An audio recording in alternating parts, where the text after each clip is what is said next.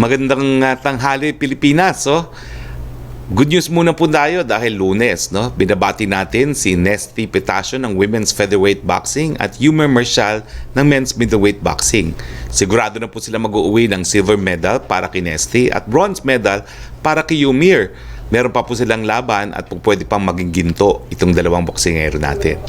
Pero alam naman natin na hindi po sila titigil, no? Hanggat hindi nila nasusungkit nga po ang gintong medalya. Ganyan ang Pilipino, may determinasyon. Kasama ni Nesty at Yumer ang buong Pilipinas sa pagdadarasal sa kanilang tagumpay. Pati na rin po ang ibang atletang lalaban sa Tokyo Olympics tulad ni Carlos Yulo na magpapakitang gilas po mamayang hapon alas 4. Go for gold, Pinoy medals. Go for gold, Pinoy athletes.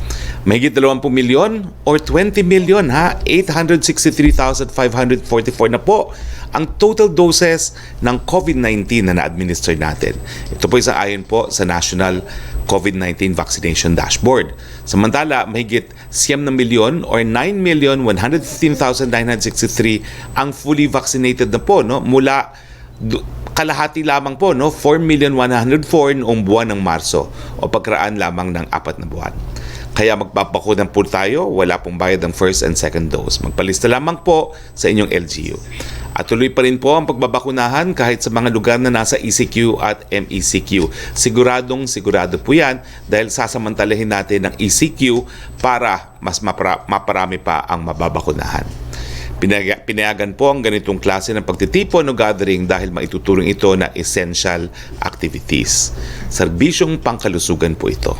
At tiwala tayo na magpapatupad ang mga lokal na pamahalaan ng mas maayos na pagbabakuna na may social distancing sa ating mga vaccination sites.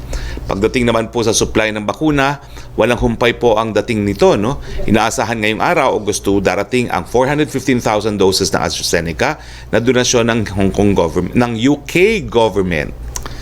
Maraming salamat po sa UK government.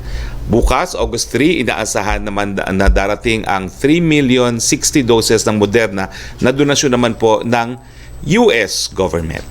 Inaasahan rin natin na sa ngayong first week of August ay darating ang 1,000,000 doses ng Sinovac. Ito po yung mga darating na bakuna sa unang linggo pa lamang po ng Agosto. Bukas po, sasabihin namin sa inyo kung ilan yung inaasahan natin sa buong buwan ng Agosto. Naka-flash naman po sa ating screen ang final community quarantine classifications para sa buwan ng Agosto. Ang nagbago lang naman po so far ay una nadagdag po ang mga lugar ng Laguna at Aklan, kasama po ang Lapu-Lapu City at ang Mandaue City sa MECQ. Dati naman po ang Apayao rin pala po nadagdag, no? So tatlo po yung lugar na nadagdag as MECQ, Apayao, Laguna at Aklan. Sa GCQ naman po, na ibaba ang klasifikasyon ng Cebu Province nga po galing MECQ to GCQ with heightened restrictions. Wala pong pagbabago doon sa mga lugar na nasa ilalim po ng GCQ at lahat po ng mga wala sa listahan na pinapakita natin ngayon ay mga mapapasailalim sa MGCQ. Lilinawin ko lang po, no? Itong linggong na ito, hindi lang po under heightened restriction ng Metro Manila. Meron pa po tayong additional restrictions. Ano pong ibig sabihin nito? Well, alam naman natin na bawal po ang outdoor non-contact sports dito sa Metro Manila, no? Alam din po natin sa NCR, yung outdoor tourist attraction ay hanggang 30% po, no? Yung ating personal care services hanggang 30%. Wala po tayong indoor at wala tayong alfresco dining. Yan po talagang pinakamalaking pagkakaiba, no? Take out and delivery lamang. At saka wala pong mass gathering. So magkakaroon lang po tayo ng virtual religious gatherings, no? Now, wala rin po tayong interzonal travel. Kasi baka naman dahil alam natin mag-ECQ, mag-alisan ng Metro Manila lahat, maikalat yung Delta variant sa iba't ibang parte na pupuntahan nila, no? So bawal na pong lumabas at pumasok ng Metro Manila unless kung essential po yan. Sa intrazonal, dapat stay home na rin po tayo dito sa Metro Manila. Kung hindi kinakailangan magtrabaho, stay home. Ang dahilan po kaya tayo nagkaroon ng ganitong klasifikasyon, nagkaroon po ng dalawang opsyon ng IATF. Outright ECQ or mayroong isang 1 week na palugit pero mas stricto kesa sa GCQ with heightened restriction. At mamaya po sasabihin ni Dr. Salvania na this is a preemptive response dahil nga po mas nakakahawa at mas delikado itong Delta variant. Now, lilinawin ko po, hindi naman po ganito ang patakaran sa GCQ with heightened restriction sa Cebu. So, ano lang po sila, GCQ with heightened restriction. Ibig sabihin po sa Cebu, meron pa po silang outdoor tourist attractions na 30%. Meron din po silang personal care services na 30%. Allowed pa po ang specialized markets ng DOT, gaya po ng staycation at saka yung mga DOT accredited accommodation. So bukas pa po ang mga hotel sa Cebu Province. Ang indoor dining allowed pa po sa Cebu Province pero ito po ay 20% of venue or seating capacity at ang outdoor dining po ay 50% of capacity. Sa religious services, pwede po sa Cebu Province hanggang 10%. Na po pwede pong mataasan ng LGU hanggang 30%. Ang interzonal travel po from Metro Manila, subject to restriction po ng pupuntahang LGU sa Cebu. Pero intrazonal sa probinsya, kung po pwede po, mga intrazonal ay mga appers lang po at kung lalabas ay para po sa mga pangangailangan lamang. At syempre po, lahat ng ating mga kabataan at ang mga 65 years old na hindi pa bakunado, homeliners po muna tayo. Pero gaya ng napagkasunduan po sa IATF, yung mga fully vaccinated seniors, po pwede naman pong lumabas ng bahay. Pero pakiusap na rin po, kinakailangan mask, hugas, iwas. At kung hindi naman talaga kinakailangan, iwasan na rin po natin ito. COVID-19 updates naman po tayo, no? Ito pong ranking ng Pilipinas sa mundo, sa ngayon po ito sa Johns Hopkins, no? Number 24 po ang Pilipinas pagdating sa total cases. Number 29 po ang Pilipinas pagdating sa active cases. Number 132 po tayo pagdating sa cases per 100,000 population. At number 86 po tayo sa case fatality rate na bahagya na pong umakyat at 1.8%. Bagamat ang world average na acceptable po ay 2.1%. Dito po sa Pilipinas ay nasa 8,735 ng mga bagong kaso ayon sa August 1, 2020 datos ng DOH. Bahagyan na rin po, unti-unti na rin umaakyat. No? Mataas pa rin po ang ating recovery rate na nasa 94.3%. Meron na po tayong 1,506,027 na mga gumagaling. Samantala, malungkot po namin binabalita na nasa 28,016 na po ang binawian ng buhay dahil sa COVID-19. Nakikiramay po kami sa mga naulila. Nasa 1.75% nga po ang ating fatality rate. No? Kamustahin naman po natin ang lagay ng ating mga ospital dito po sa Metro Manila, na 1 week before ECQ. Well, maluwag-luwag pa naman po ang ating mga ospital. No? Ang ICU beds po natin, 51% po ang na-utilize. Umakyat na po yan. Ang isolation beds natin, 49% po ang utilize. Ang ating ward beds, 42% ang utilize. Ang ating ventilators ay 39% utilized. Sa buong Pilipinas po, tumaas po ang ating ICU beds utilization. No? Nasa 59% na pong ginagamit nating mga ICU beds. Ang isolation beds naman po, 51% ang ating na-utilize. Ang ating ward beds ay 48% at ang ating mga ventilators ay 40% utilized. Sa ibang mga bagay, pinirmahan po ni Presidente Rodrigo Roa Duterte noong Biyernes, July 30, ang Republic Act No. 11572, an act establishing the Philippine Energy Research and Policy Institute, defining its objectives, powers, and functions, and providing funds thereof. Ang institute ay magiging isang independent agency attached sa pamantasan po ng Pilipinas. Dito po nagtatapos ang ating presentasyon. No?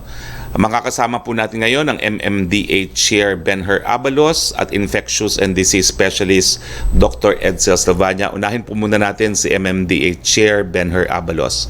Sir, marami pong tanong. Kinakailangan ba hong mag-issue muli ang mga LGUs ng quarantine passes? At kailan po nila i-issue ito? I-issue na po nila itong linggong ito o aantayin pa ang ECQ sa ASAIS? MMDA Chair Benhur Abalos, the floor is yours. Go ahead, please. Tanghali po at sa lahat po na nanonood. Sir, yung pong tinatawag na quarantine pass, yung pong kung anong prinactice ng araw ng mga local government units, yun na lang po muna ang gagawin po namin ngayon.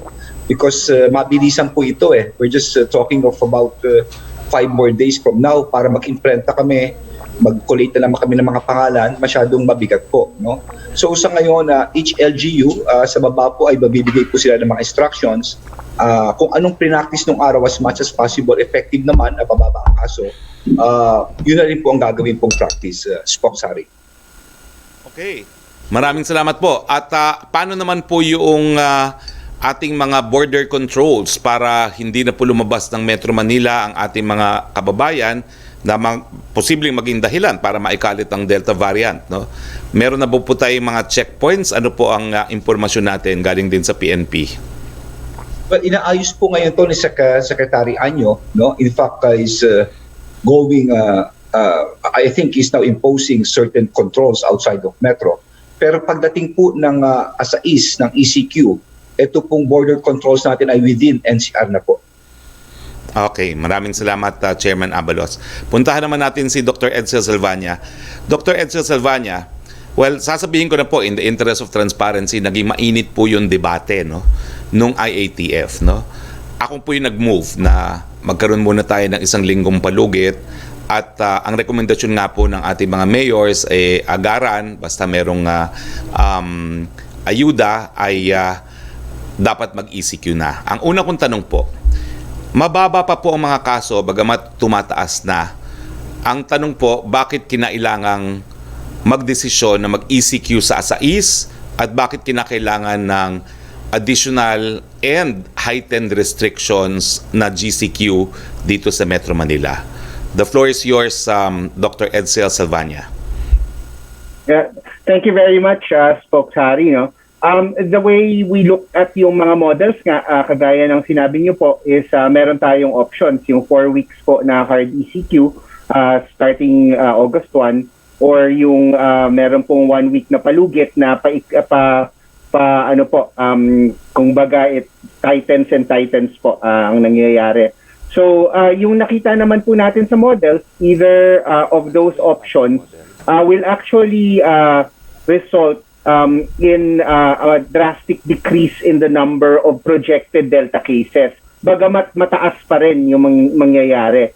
Compared to kung 2 weeks lang gawin natin or mas maikli, nakita naman po natin pwedeng yung active cases pumalo sa mga 200 to 300,000. So yun po talaga yung iniiwasan natin na sobrang taas.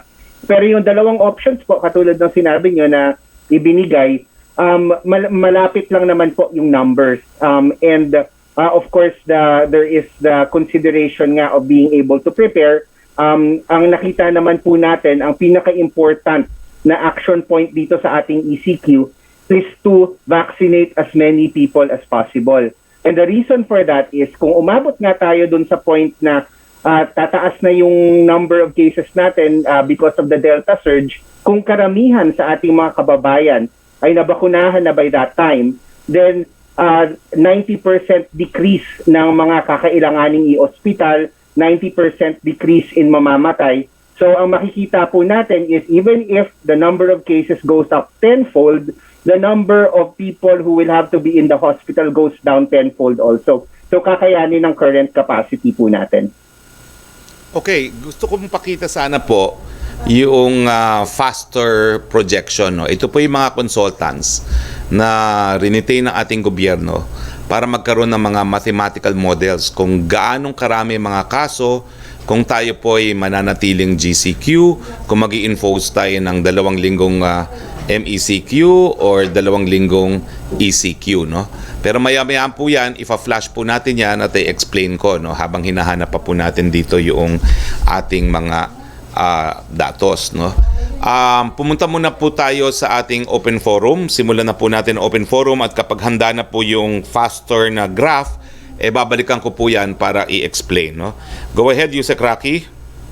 Yes, good afternoon Secretary Roque at sa ating po mga bisita. Unang tanong from Laila Salaveria ng Inquirer, are the NCR residents assured of aid and has the government identified a funding source? How soon can they get the financial assistance for the ECQ? Similar question with Danes Capante of GMA News Online, Daily Tribune News Desk, Samed Danilla of Business Mirror. Well, nung sa debate po kung talagang agarang mag-ECQ or mag-aantay ng isang palugid na isang linggo, yung sinabi ko po naman po dyan, kinakailangan paghandaan ng taong bayan yung ECQ, no? Yung mga kinakailangan mangutang para may makain, kinakailangan makapagmungutang muta, at saka siyempre para mabigyan ng pagkakataon yung gobyerno na paghandaan yung pamimigay ng ayuda, no? Dahil alam natin na marami pong kahit isang tuka, no? Hindi naman po pwedeng magugutom silang tuluyan. Kaya naman po ang assurance na ating presidente, hindi talaga tayo magla-lockdown kung walang ayuda. At nakumpirma ko rin po ngayong araw nito, sigurado po ibibigay natin yung ayuda na binigay din natin sa Cagayan de Oro, Iloilo Province at Iloilo City, 1,000 pesos per person hanggang 4,000 kada pamilya. Sigurado pong ibibigay yan. Ang hindi lang sigurado, saan kukunin, pero ang mandato ng presidente, humanap kayo ng pera, magkakamiting po ng 1:30 ngayon sa DBM at malalaman po natin kung saan nila kukunin yan. Pero ang sigurado, walang ECQ na walang ayuda at ninanais po natin mabigay po itong ECQ sa lalong mabilis na panahon bago pa po mag-lockdown. Kaya nga po nagbigay tayo ng isang linggong palugit, among other reasons. Second question po niya, the President earlier said the U.S. Must pay if it wants the agreement to be retained, and the palace subsequently said the Philippines must get military aid similar to what the U.S. gives other countries. Did the U.S. promise additional military aid in exchange for keeping the VFA? Sa totoo lang po, wala pa akong alam. Kasi naging mabilis din po ang desisyon ng ating presidente, no, matapos makipagpulong dun sa Secretary of Defense ng Estados Unidos. Pero kung meron man po, aalamin ko at sasalain po natin dahil hindi naman po lahat ng bagay na nakakaapekto sa ating diplomatic relations at diplomatic communication ay po pwedeng isiwalat. No? Yan po isang exception sa freedom of information ng mga mamamayan. Bago po tayo magpatuloy, nasa screen na po natin ngayon ang faster projections. Iba-ibang pong linya yan. Anong ibig sabihin yan? No? Well, yung pinakamataas pong linya, nakikita nyo, no? Yung pinakamataas na linya, yan po ay yung kulay orange.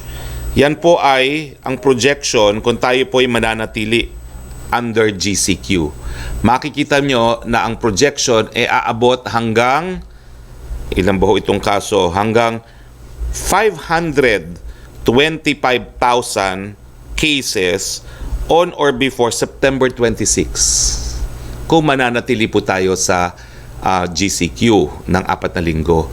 Yung dotted line ng marami po doon sa orange line na yan, ayan po yung bahagyang maliit na numero kung tayo po ay magpapabilis ng bakunahan. Yung susunod naman na kulay po na parang pink, yan naman po ay kung tayo po ay mag-i-impose ng 2-week ECQ, 2-week MECQ, no? Kung hindi po ako pink, no? Makikita nyo na yan po ay aabot pa rin sa mahigit kumulang na 250,000 ang magiging kaso. Yung dotted line po ay yung kakaunting, may diferensya ng kakaunti kung mapapabilis natin yung pagbabakuna. Yung blue line naman po ay 2 weeks na ECQ at 2 weeks na GCQ. At makikita nyo po na aabot din yan ang projection nila by September 26. Aabot din po yan ang mahigit kubulang mga 230,000 ang mga bagong kaso.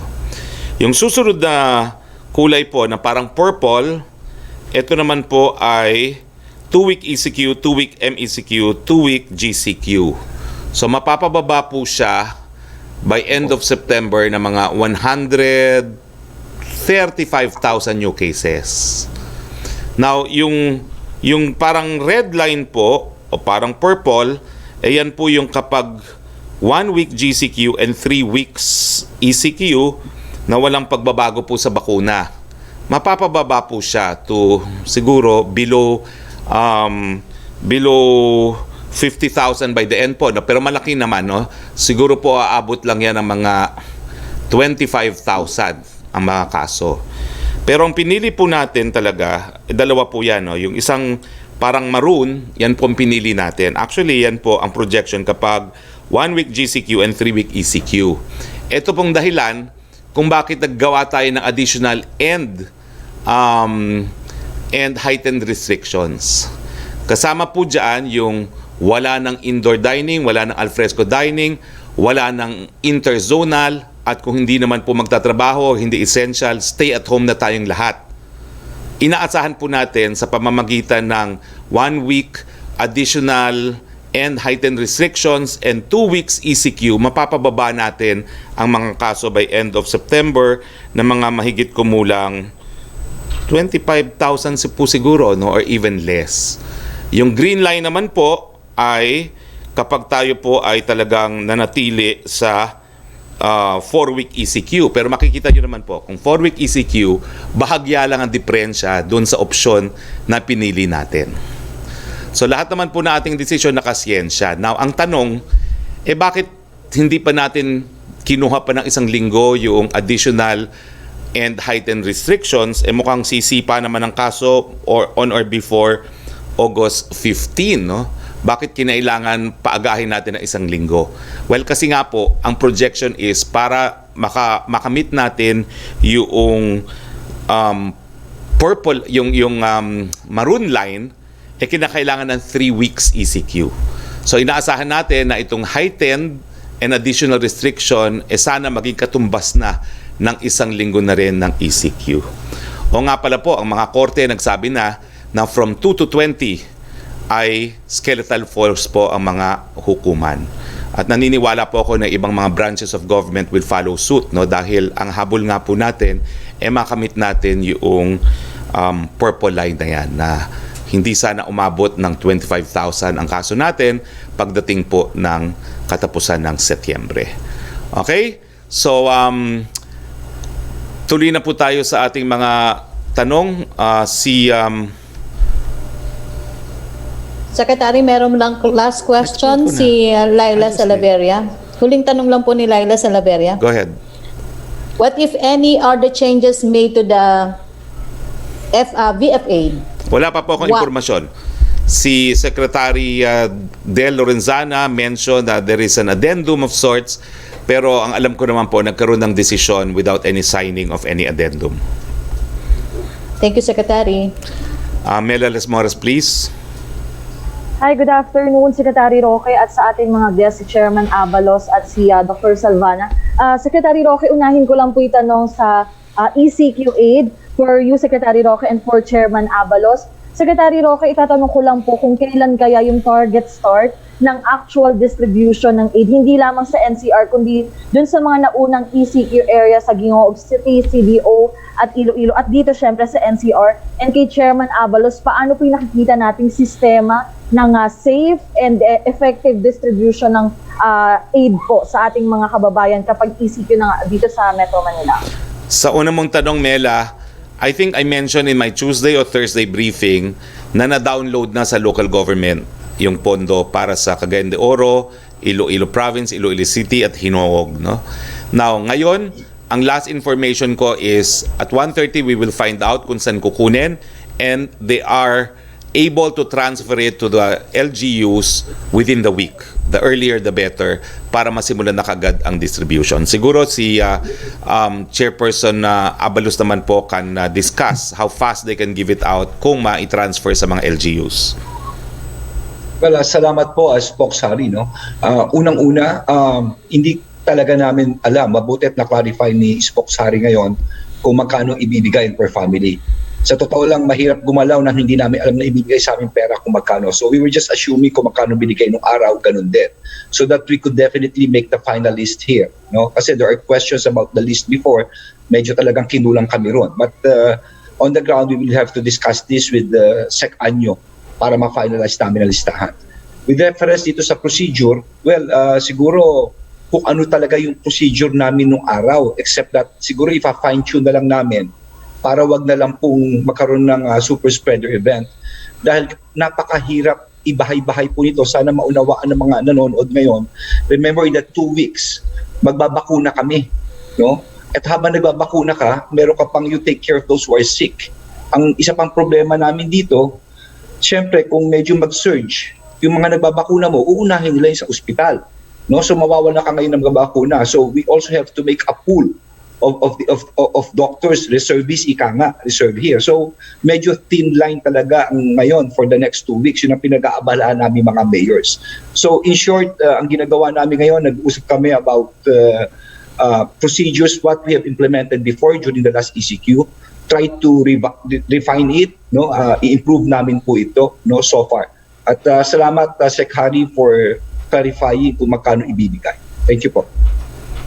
Opo. And Secretary Roque, thank you Chairman Avalos. Secretary Roque, for my second question, sa inyo naman po ni Dr. Salvania, paano ba po paiigtingin natin yung government response? At nakarating po ba sa inyo yung isang viral photo sa Cebu City kung saan even sa labas ng ospital may mga oxygen tanks na sa mga sasakyan? Paano po natin paiigtingin? At by means nga ng ECQ, gaano po kalaki yung mababawas na kaso na dapat magkakaroon tayo? Gaano kalaki po yung mababawas at magiging epekto nito sa ating COVID-19 cases? Well, sa una mong katanungan, nakita ko pa yung mga larawan na yan, no? Pero hindi po tayo bagito pagdating sa laban sa COVID-19. Alam po natin may mga ilang hospital na mapupuno kaagad. Kaya nga po meron tayong mga lokal na one hospital referral center para malaman ng taong bayan kung saan sila pupunta. Tawagan nyo lang po kung ano yung lokal na hospital referral center dyan po sa Cebu City nang hindi na kayo pumunta sa hospital na puno na. Kasi ang healthcare utilization rate naman po sa Cebu City ay bagamat mataas, hindi pa naman po critical, meron pang mapupuntahan. Tawagan nyo lang po ang inyong One Hospital Command Center dyan sa Cebu. No? So, ang sinasabi ko lang po, mas nakakahawa itong Delta variant pero halos 2 taon na rin po tayo nakikibakad laban dito kay COVID-19. Alam na po natin ang gagawin natin dyan. No?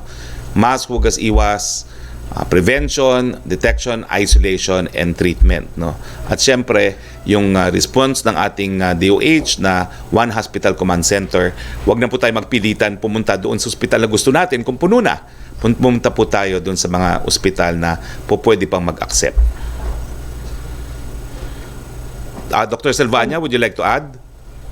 Yes po, Spokes. I think it's very important nga na ma-manage talaga natin yung ating healthcare system. Kasi alam naman natin, pag nagkakaroon ng surge ng cases na pwedeng ma-overwhelm yung healthcare system, doon talaga nagkakamatayan yung mga tao. So, very important rin na mas-spread natin yung mga mild cases lang. Pwede naman sila sa TTMF or level 1 hospital.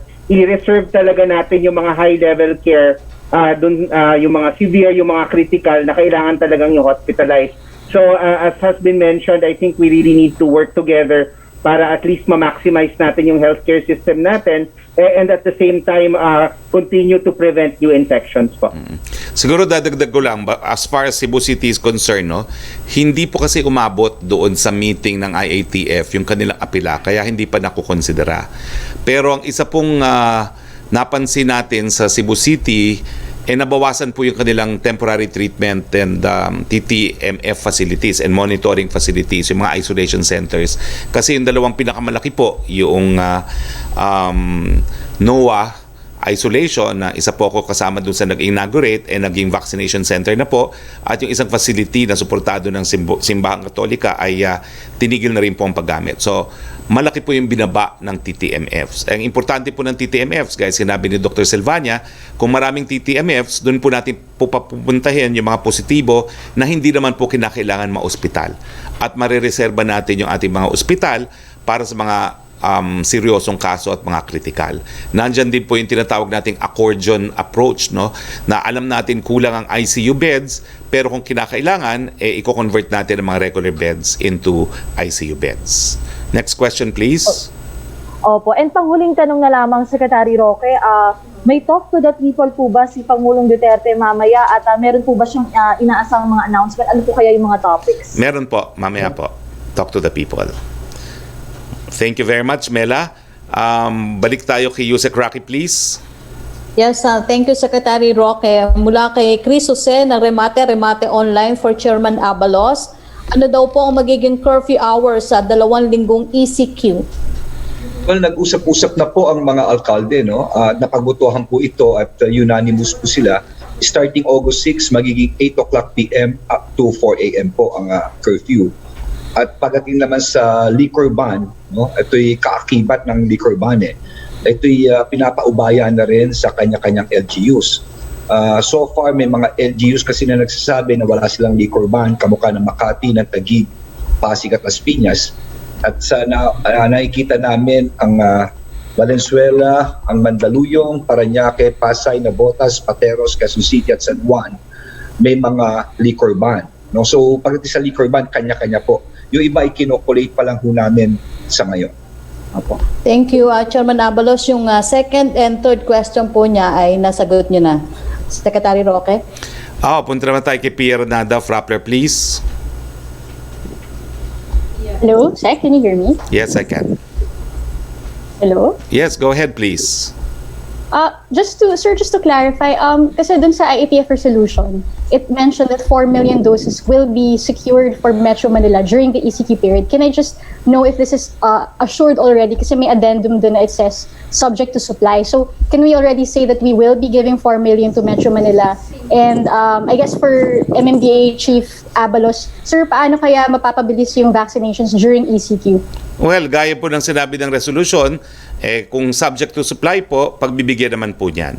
Pero ang alam ko po, nang huli kong tinanong si Secretary Galvez, ang sigurado hanggang 2.5 million. Pero subject to supply, titignan po nila kung maabot nila yung 4 million. Sir, 2.5 is for Metro Manila? Yes. Just Metro Manila? Yes. Alright. So, MMDA Chief Abalos, paano po yun? Paano po natin papabilisin yung vaccinations during ECQ? Yes, thank you, Pia, for the question. Actually, we're prepared for it. Before, we have done 200,000 jobs before, above 200,000. Probably 2 weeks ago, we're only averaging about 110,000, 107, depending on the supply.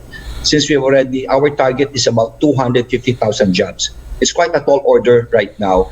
So the private, actually sa totoo lang, tinitingnan namin yung tag-ulan no? With the typhoon, etc. Laking bagay yun So ngayon pa lang ay pinipinpoint na namin yung mga private na pwedeng tumulong. Yung iba lilipat na namin sa mga malls, malaking bagay. No? At of course, meron ding iba na kamukha ng Quezon City, kamukha ng Manila. Meron silang mga drive-thru na doon ka lang sa kotse mo, hindi ka na lumabas. So maraming innovation sa ngayon. But what is really important, I think the most critical here is yung pahabang nagbabakuna kayo, surge So kung makokontrol na, kasi if there will be a surge in the hospitals, our inoculators, uunahin nila yung nasa ospital. So magkakaroon kami ngayon ng vacuum dito kung sino mag-i-inoculate. So as early as now, I think si Dr. Vega sa tulong ng DOH, gumagawa sila ng pool ngayon. Even the private, nagpapatulong na rin kami. So that we could really get this going. And if I would further add lang sa sinabi kayo ng Spokesperson, kasi talagang na-move ang Metro Manila mayors for this 2 weeks ECQ, not only because of this report, kasi mabilisan ito nangyaring yun because of the assessment that's happening on the ground. That day, sa Pasig from 70 nag-70. Sa amin sa Mandaluyong from 5 nag-33. In one place, nag-300. At magugulat ka, talaga, nataranta talaga kami mga mayors, kaya that evening we met and the following day sinabi kaagad namin dito and to further corroborate yung sinasabi ni Dr. Edsel at Ms. Spokesperson, right now sa Manila, sa Metro, hindi kami lumalapas ng 6,000, 5,600, 5,700, increments of 100, 500, but in one day, I think it was the other day, nag 1,500 increase, 1,003. Talagang iba ito. And to further elaborate on what Spokesperson is saying, yung ginawa nila, this is, if we're going to go through what we are doing right now, GCQ and same vaccination, hindi mo babaguhin bakuna mo. Yung 8,000 na active cases ngayon, magiging 28,000 by August 15, magiging 85,000 by August 31, magiging 234,000 by September 15 at magiging 500,000 by September 30. That is why sana maunawaan lang, ang hiningi lang naman namin is 2 weeks na ito plus of course yung heightened na 1 week, no. Sana lang maputol. Pero of course, andyan si Dr. Elsie will bear me out. This will stop, no, the virus for the meantime. Importante, wag tayo mapuno talaga sa ospital sa ngayon. Sana maunawaan po ng mga tao. Salamat po. Then, sir, lastly for Sec. Harry. Sir, what was the reason why the President ultimately decided to keep the VFA? Was it something that Secretary Austin said during their meeting? Hindi naman po, no? Talaga namang kung gugustuhin ni Presidente, talagang pinatuloy na niya yung termination ng VFA. Pero nakailang beses siya na extension ng termination at siguro po yung mga totality ng mga pangyayari recently at saka yung thorough assessment of what constitutes the national interest prompted him to withdraw his earlier termination. Would you say, sir, that the vaccine donations from the US was part of this, was one reason why? I said, consider the totality of circumstances. There's a good reason, there's a good possibility po that was also part of the equation. All right. Thank you, Sec. Thank you very much. Punta tayo ulit kay Sec. Roque, please. Yes, thank you, Secretary Roque. For Chairperson Abalos, may clarification lang po si Marichu Villanueva ng Philippine Star. If Metro Manila curfew daw po 8 p.m. to 4 a.m. during ECQ already approved by IATF. Hindi na po kailangan approval. This kind of regulations is left within the power na po ng mga mayors. Hindi po kailangan IATF approval po ito. Opo. Question from Karen Villanda ng PTV for Secretary Roque. Ano po ang reaksyon ng Malacañang sa suggestion na magkaroon ng transport bubbles kung saan magkakaroon ng exclusive buses and other public transport only for vaccinated individuals? Pag-aaralan po yan. Yan po ay siguro formal na isusumite sa IATF, pag-aaralan po ng technical working group at pagdidesisyonan po. For Chairperson Abalos, may suggestion na ba ang Metro Manila Mayor sa DOTR kung dapat ba panatiliin ang public transportation during ECQ or hindi? Well, dapat pong panatilihin, no? Number 1 is for our frontliners. Number 2 is for our essentials, no? Yung mga essential workers. And most importantly, number 3, yung mga magpapabakuna po. Dahil we're going to make use of this 2-week time na talagang i-ramp up ang bakuna and mabilisan po. Importante po ang transportasyon ng mga tao dito. Pero of course, kinakailangan din talaga, medyo stricto din talaga tayo. Opo. For Secretary Roque, from Yellow ng China Central Television, the Foreign Ministry of China said on July 23 that the second phase of the work plan for the COVID-19 virus origin tracing proposed by WHO Secretariat has been seriously politicized. Earlier, the permanent representatives of 48 countries in Geneva sent a letter to the WHO Director General Tedros Adhanom Ghebreyesus supporting global research on the origin of the virus and opposing politicization of the origin tracing. How does the Philippine government comment on this? Well, alam niyo talaga itong COVID-19 is the common enemy po ng entire humanity, no? Kalaban po ng lahat yan. Kahit anong nasyonalidad mo, kahit anong kulay mo, kahit anong uri mo, anyo mo, kalaban natin ng COVID-19. Kinakailangan po magkapit-bisig ang buong daigdig para labanan itong COVID-19 ito. Ang problema po, kapag pinulitika natin, ay magiging hadlang po yan sa ating pagkakapit-bisig. So, siguro po, yung posisyon ng 48 countries na wag ipolitika, well, yan din po magiging ang ating posisyon. Dahil dito nga po sa Pilipinas, pati yung ating mga response sa COVID-19 ay napupolitika, no? Ganun din po mangyayari in the international realm, no? Kung talagang ipopolitika natin yung kung saan nagmula itong COVID-19. Yung issue po kung saan nagmula ang COVID-19 dapat malaman natin. Pero iwanan po natin yan sa mga scientists, sa mga experts. Hayaan nating siyensyang sumagot. Wag natin pong bigyan ng political answer. Thank you, Secretary Roque. Maraming salamat po. Trish Tirada, please.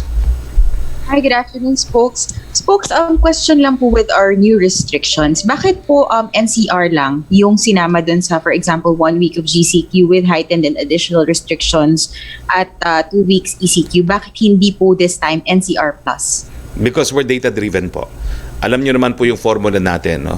Daily attack rate, 2-week average daily attack rate, critical care, at saka yung hospital care utilization rate, no? So, alam natin one geographic unit yan, pero mas matindi po talaga yung number one, frequency ng Delta variants dito po sa Metro Manila. At syempre po, dahil nga mas infectious siya, mas mataas yung nagiging daily attack rate at 2-week average attack rate. Pero kung mapapansin nyo po, ang probinsya ng Laguna po ay nasama na rin sa MECQ ngayon, no? Na mas mataas pa po kaysa dito sa heightened and additional restrictions. Pagdating naman po dun sa ECQ, well, yun nga po ay sang-ayon na rin sa projection ng faster, kasi ang projection mo na pinapakita natin sa screen ay NCR projection po, no?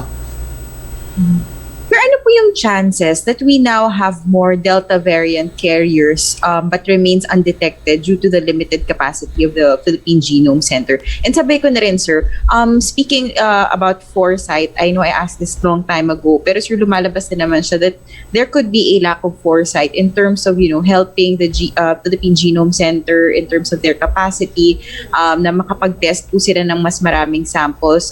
Bakit po hindi ito nagawa or nagkulang probably during the time na nag-ECQ in the past or in the length of time na may kakayanan sana tayo upgrade yung PGC? While I will agree with you na ang gobyerno talaga ay gumagawa na ng hakbang para ma-expand yung ating genome sequencing capacity, I will probably disagree na there was lack of foresight. Unang-una, ang importante, we have vigorous testing.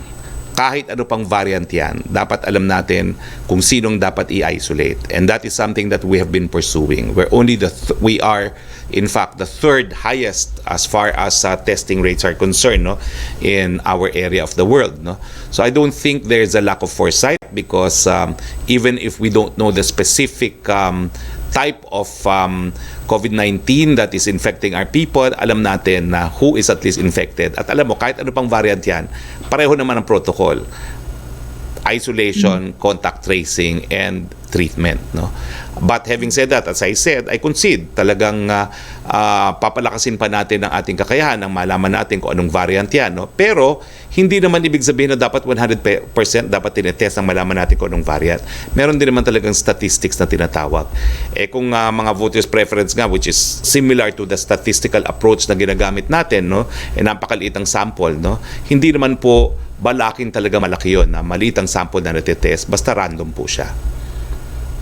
Pero sir, what is the IATF's thoughts about the possibility or kinoconsider ba ng IATF yung posibilidad na mas maraming undetected Delta variant na at least in Metro Manila? As I said, what matters is we test. So basta alam natin kung sinong merong COVID-19, kahit anong variant pa yan, parehong protocol. I-isolate at i-contact tracing. Sir, last question for you, then I'll go to you again or to MMDA Chief po. Before you do, Dr. Salvania, would you like to add anything? Yes, sir. As for me. Would you like to add anything to what I said? Yes. Yes, sir. So actually, ang genome sequencing is really something that is retrospective, something that guides our response. And as Spokesperson has said, we really want it to cast as random a sample as possible so that we have a wide net. We know where it's spreading. Of course, the way that we sample, no country tests every single sample that they do. It's too expensive, and it's not going to make a difference on an individual patient basis.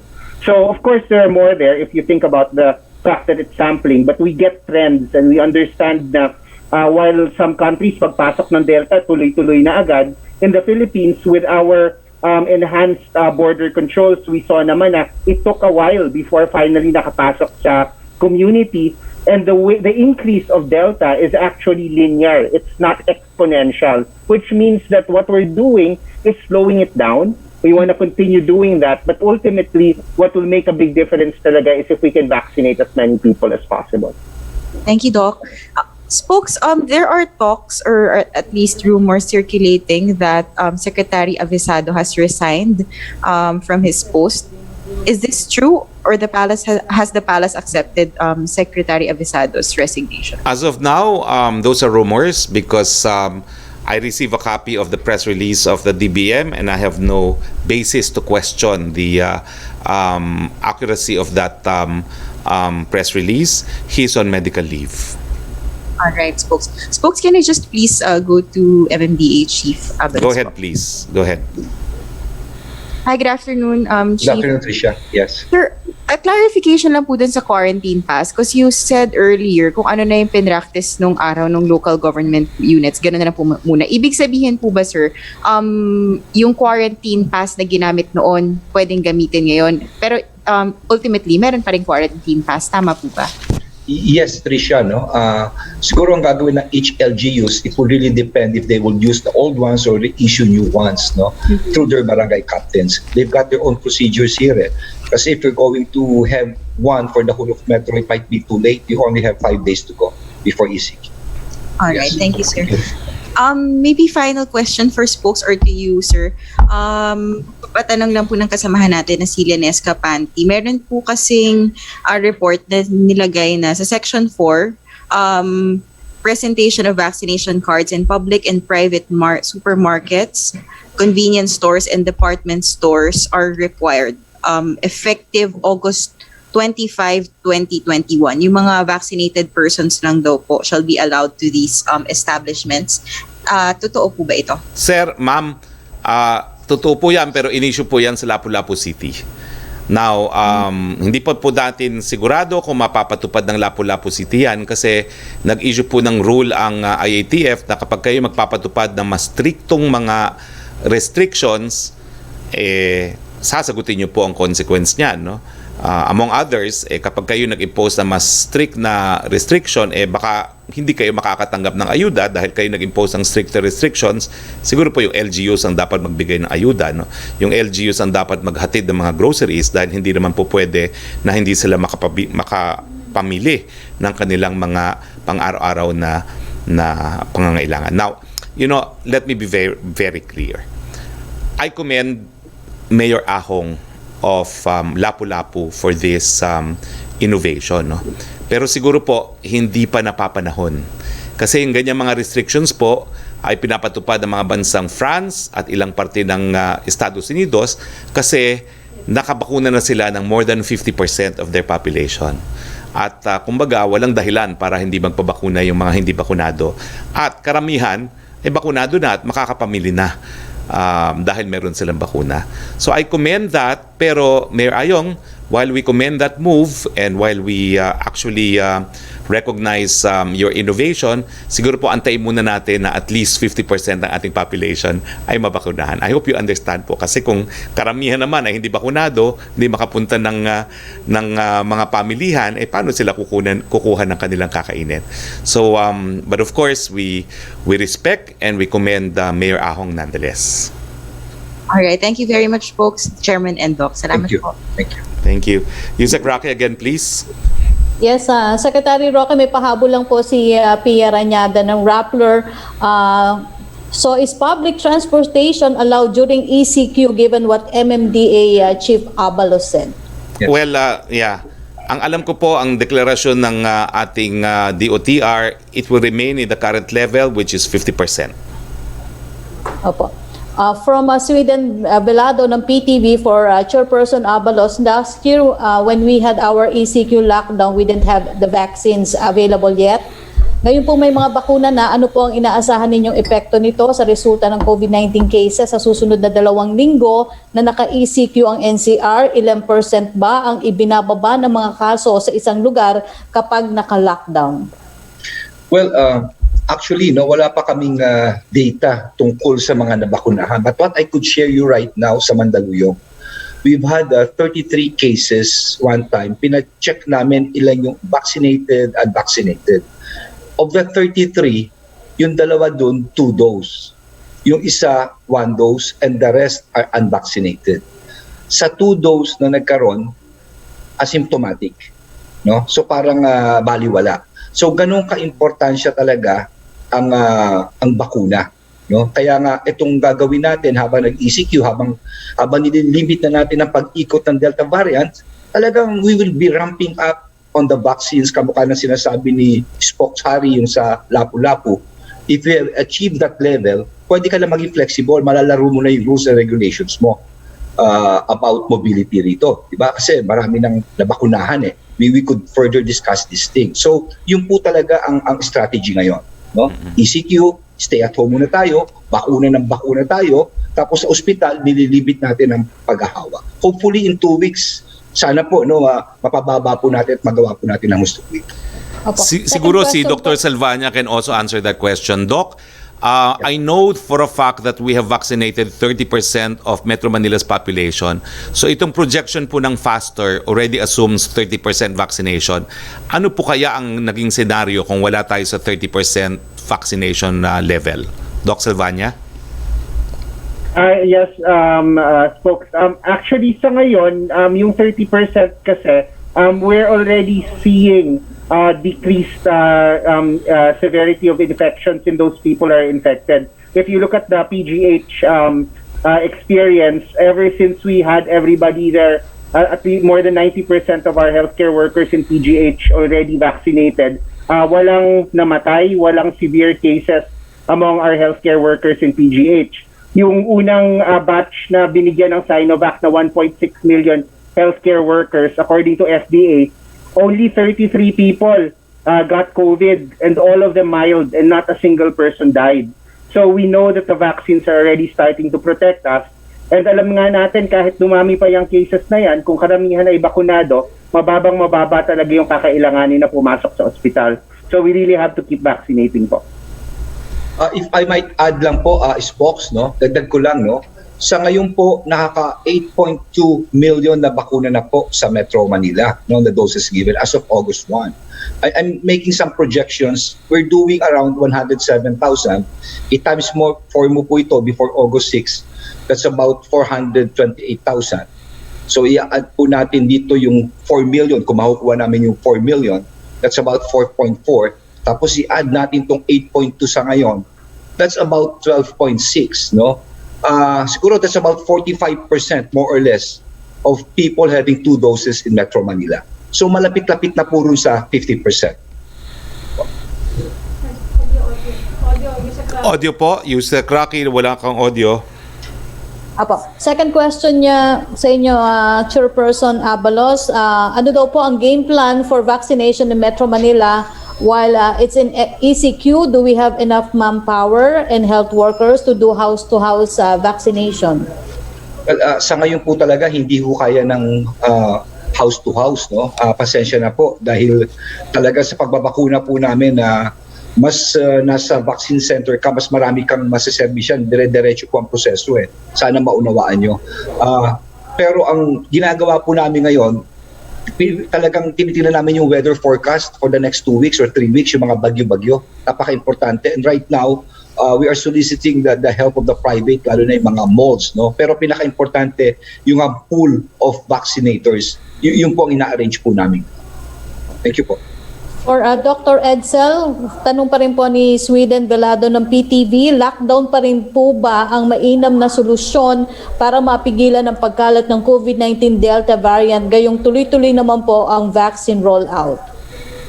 Well, ang lockdown po kasi talaga is not a permanent solution. It's a temporary solution. And the reason we're using a lockdown here, as already mentioned by Spokes, is this is preemptive. Kasi gusto natin may oras tayong mag-vaccinate bago biglang umakyat talaga yung cases.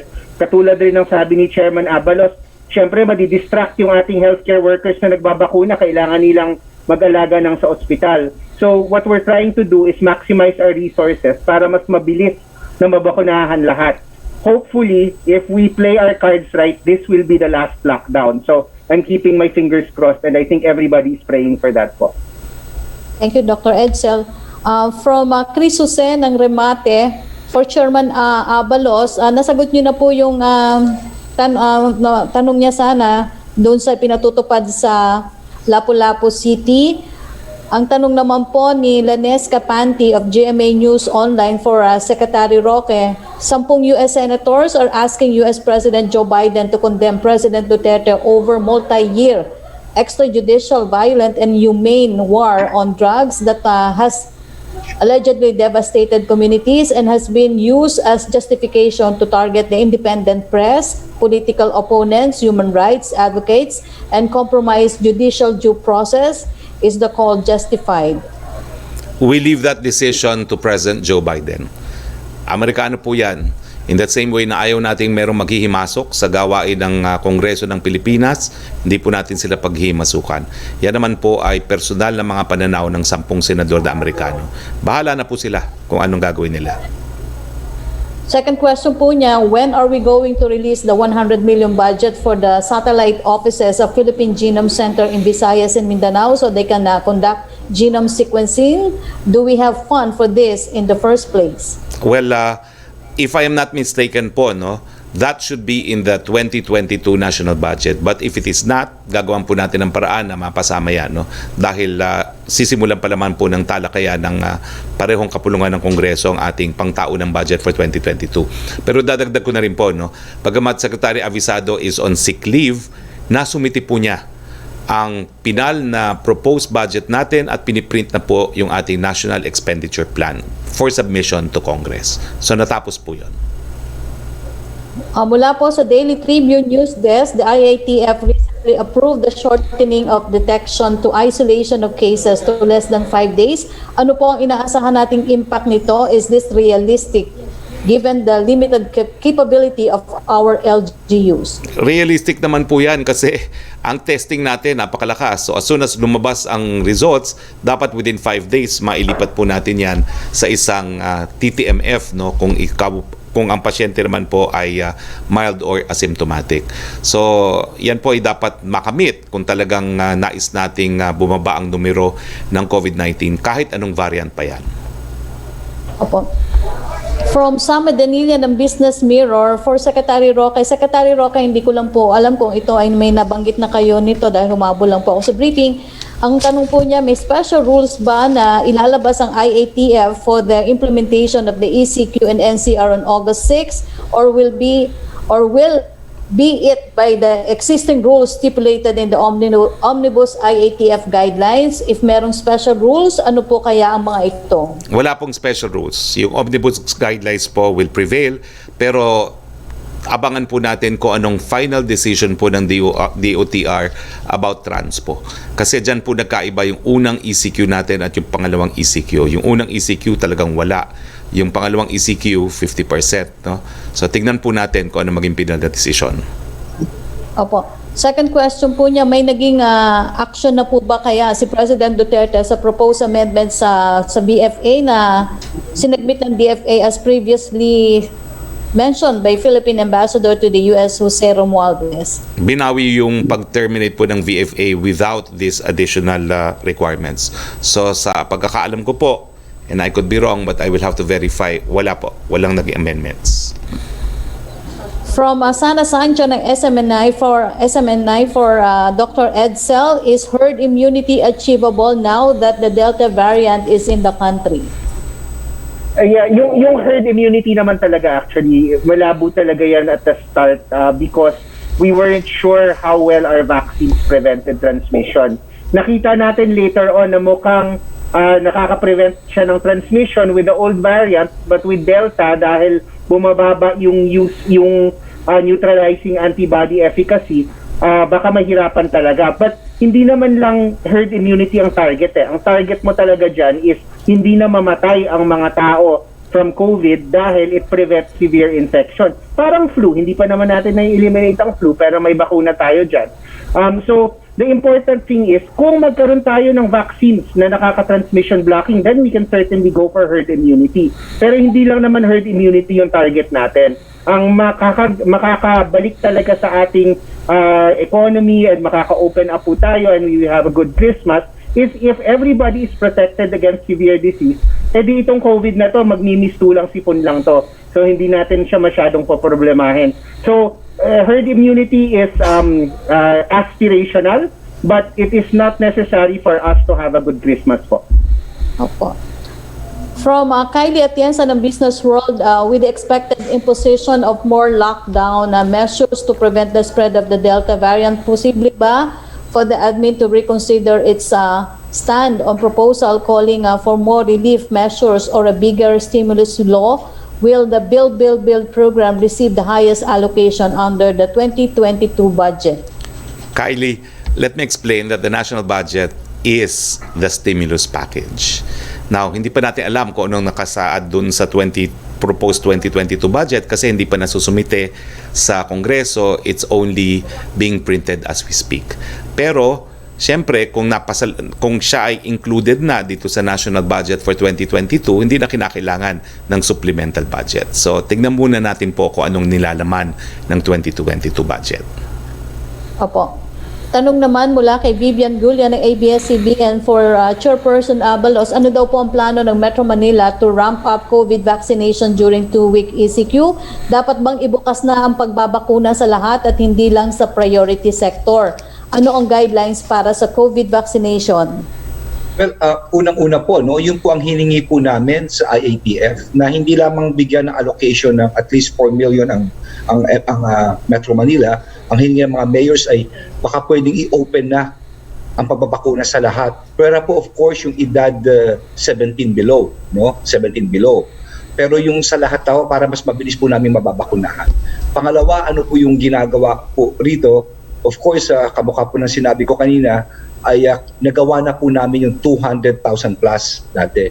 Ang fino-foresee lang namin kasi ngayon ay binabantay lang namin na sana wag magka-surge, ika nga, para yung amin na inoculators ay wag na magala yung numbers. In any case, humingi kami ng tulong si Dr. Vega, meron siya ngayong ginagawa ng additional pool of inoculators at meron pang ibang mga agencies like MMDA po. Umiikot din po kami. We could do about 500 to about 800 jobs a day, no? Ito yung mga pagtutulungan at of course yung mga private companies rin po. I think that 250,000 jobs a day, it's really very achievable. What is important, ngayon pa lang, pino-foresee na namin yung pwedeng maging problema kamukha ng mga bagyo. Salamat po. From Tina Panganiban Perez ng GMA News, para po ito kay Harry Roque and for Chairperson Abalos, Manila Mayor Isko Moreno today bare plans to conduct 24/7 vaccination in Manila. Ano daw po ang reaction? We commend him for that. Pero yun nga po, no, yung 4 million po is subject to supply, no. What Secretary Galvez told me was going to be the definite additional for this lockdown period is 2.5 million. So baka naman po maubusan kung 24/7, no? So tignan po natin ang availability ng supplies. But we commend him for this initiative. Well, maganda po yung ganon, ano? In fact, marami rin dyan, yung bakuna nights ng Taguig, ng Quezon City, they're also doing it. Maganda po yan, kaso ino-overstretch mo lang yung manpower mo. Ang importante dito talaga is the manpower. Kaya malaking bagay sa amin yung pool. At magandang idea po yan dahil hindi nagsisiksikan sa ganung oras, sa ganung hapon, na spread mo rin yung mga tao. Although it would mean more manpower. Pero kamukha na sinabi ko, mga mayors ng Metro Manila, we're preparing for it at nagawa na po dati ito at kaya naman sigurong gawin po ito ulit itong 250 na. Opo. From Ivan Mayrina ng GMA News, kaparehong tanong po ni Maricel Halili ng TV5 pero nasagot na po ni Secretary Roque about Budget Secretary Wendell Abisado. Ang follow-up po niya, how will this affect government efforts to source funds for ayuda for NCR and other ECQ areas? Wala pong epekto. Even if Secretary Abisado is on medical leave, mamayang 1:30 po, in a few minutes, they will have a meeting in DBM to finalize kung saan kukunin ang pondo, no? And at the end of the day, we can have a definitive answer. So bukas po sa ating press briefing, may sagot na tayo kung saan manggagaling ang pondo. Opo, ang second question po ni Ivan Mayrina ay nasagot na ni Secretary Roque about yung 10 US Senators na sumulat po sa Secretary of State Anthony Blinken to express continued concern about in. Ang third question po niya, ang City of Manila, magkakaroon po ng 24/7, may kukumit po bang supply ng bakuna sa mga LGU to sustain 24/7? Nasagot na po yan. From Maricel Halili, for Secretary Roque, clarification sa guidelines under GCQ with heightened restriction. Base sa pahayag ninyo last week, maghihigpit sa borders ng NCR plus upper lang ang pwede. Pero ngayon, may checkpoints na rin po kahit within the NCR plus bubble. Ibig ba sabihin, upper na rin lang ang pwedeng bumiyahe even within the bubble? Opo, upper lang po and essentials, no? So yan po ang dahilan kung bakit umaasa tayo kung lahat ay makipagtulungan na pagdating ng 29 ng Setyembre, mapapababa natin ang numero to more or less around 26,000. No? Otherwise po, lolobo yan hanggang 520,000. No? From Pia Gutierrez, ABS-CBN, in terms of numbers, what are our targets in the implementation of the 2-week ECQ in Metro Manila, since our goal is to prevent the surge of COVID-19 cases due to the spread of Delta variant? What are the indicators that would suggest that it is already safe to relax restrictions and that we are already in the clear as far as the Delta variant is concerned? Gaya ng sinabi ko po, according to the projection, no, with our 1-week heightened and additional restrictions and 2 weeks ECQ, we are aiming po to achieve about 25 to maybe 30,000 cases by end of September, no? We will see. Kung hindi po tayo umabot doon, syempre there may have to be longer lockdown. Pero kaya nga mga kaibigan, ngayon pa lang homeliners na po tayo, no? Kung hindi kinakailangan lumabas ng tahanan, wag nang lumabas. Alam nyo, may magandang nasabi sa akin si Acting Mayor Rama ng Cebu City. The best way po to implement what we want to achieve is for the head of the family to declare family lockdown. Kada pamilya na po, kung hindi kinakailangan lumabas, yung pinuno ng pamilya, tatay, nanay, lolo, lola, tiyo, mag-order, walang lalabas unless bibili ng pagkain o gamot. Kung hindi kinakailangan, lahat manatili sa tahanan. Alam niyo po, wag na tayong mag-rely pa sa mga ECQ. Family lockdown ang solusyon po dito. Nananawagan po ako sa lahat ng hepe ng mga pamilya, hindi ko naman po masabing padre dahil marami po tayong OFWs, na marami rin mga madre de pamilya, mga lolo de pamilya, no? Family heads, mag-declare na po kayo ng household lockdown. Huwag nyo nang palabasin ang inyong mga mahal sa buhay dahil baka mamatay pa yan dahil sa Delta variant. By order of the head of the family. Secretary Roque, may pahabol lamang po si Tuesday Noon ng DCBB. Paano po ang mga senior na may trabaho at essential worker o upper naman sila, pwede po ba silang lumabas at magtrabaho? Siyempre po, upper po sila. Mas mabuti po kung bakunado na sila dahil alam natin sila ang paboritong targetin ng COVID-19. Opo, from Maris Umali ng GMA News, para po kay Dr. Edsel, may possibility po ba na ma-extend pa ang ECQ beyond August 30 po based on the data that we are seeing right now? Yeah, itong mga models naman natin actually, these are constantly evaluated. So we'll take a look at the data on the ground. It can be longer, it can be shorter pa nga, depending on what our targets are. So hindi naman ito nasulat sa bato at this point. Pero alam natin kasi at this point in time, ito yung projections natin. But you know, if we do a really good job with vaccinating, tapos mas maganda talaga yung adherence ng mga tao, baka nga magbago yung projection. It might not have to be 3 weeks, it might not have to be 4 weeks.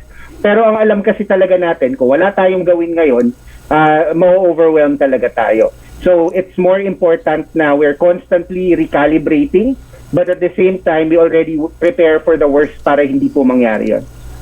Ang follow-up po niya, ano daw po yung factors na magkakos ng extension ng ECQ? Well, there are multiple factors. Kung bigla natin nakita na mas mabilis pala kumalat yung COVID, or kung hindi ganun ka-adherent yung mga tao sa ating lockdowns, tapos magkaroon pa rin ng super spreader events, alam naman natin in some areas na kahit bawal ang mass gatherings, nagkakaroon ng mass gatherings. Yung mga sinasabi natin, wag po kayo muna bumisita sa mga sa ibang household. Kung ginagawa nila yon, that will extend these things. But at the same time, if we do our job right, tapos mabilis natin, kasi remember yung graph na yon, 50% increase in vaccination lang yon. I know the mayors can do double or even triple, baka mas gumanda pa yung number. So I'm really hoping na, kumbaga, what we're really doing is we're preparing for the worst case scenario para hindi mangyari yon. And hopefully, if we do an even better job, baka mas maikli pa to. So I'm keeping my fingers crossed. From Jonah Villaviray ng Asahi, Manila, are small businesses allowed to make house-to-house deliveries from one city in Metro Manila to another city inside Metro Manila? Example, small bakeries making deliveries to customers. Well, ang bubble po natin is NCR Plus. Yun po yung bubble. Although, ang ECQ po ay para sa NCR lamang. So, pwede po yan. Opo. Secretary Roque, may pahabol lang po. Concerned citizen lang po. Para pinatatanong lang niya, paano po ang professional sports within NCR? Papayagan po ba na mag-transfer sa probinsya na mas maluwag ang quarantine? Dapat po talaga silang lumipat kasi wala na po silang venue sa Metro Manila. Even now po, under GCQ heightened with additional restrictions, hindi na po pwede. Kailangan talaga humanap sila ng ibang venue sa lugar na MGCQ or GCQ. Thank you, Secretary Roque. Maraming salamat po. Medyo mahaba ang ating press briefing ngayon, pero importante naman po mga impormasyon na ating siniwalat sa publiko.